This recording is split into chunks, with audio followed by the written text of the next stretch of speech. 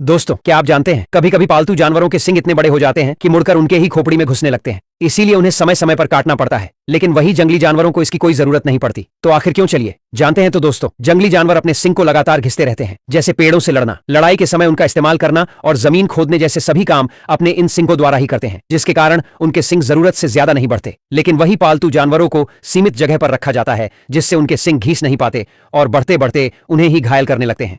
इसलिए पालतू जानवरों के सिंगों को काटना पड़ता है। और क्या आप जानते हैं, रूस की राजधानी मॉस्को से लगभग 5000 किलोमीटर दूर स्थित ओम्याकोन गांव को दुनिया का सबसे ठंडा गांव माना जाता है, जहां गर्मियों के समय में भी तापमान 10 से लेकर 20 डिग्री सेल्सियस तक रहता है। तो आखिर ऐसे में भारत का सबसे ठंडा शहर कौन सा है, चलिए जानते हैं। तो दोस्तों, अब तक का पृथ्वी पर सबसे कम तापमान -99.2 डिग्री सेल्सियस अंटार्कटिका में रिकॉर्ड किया गया है। लेकिन वही ओम्याकोन गांव को दुनिया का सबसे ठंडा आबाद गांव माना जाता है, जहां का तापमान सर्दियों में -70 डिग्री सेल्सियस तक गिर जाता है, जिसके कारण यहां रहने वाले लोगों के लिए डीप फ्रीजर में रहने जैसा है, जहां भोजन से लेकर गाड़ियां तक सब बर्फ में जम जाते हैं। यहां के लोग मांस, मछली और बर्फीले पानी में पकड़े गए जानवरों का सेवन करते हैं, क्योंकि यहां सब्जियां उगाना नामुमकिन है। वहीं भारत का सबसे ठंडा स्थान लद्दाख में स्थित द्रास को माना जाता है, जहां सर्दियों के समय तापमान -60 डिग्री सेल्सियस तक गिर जाता है।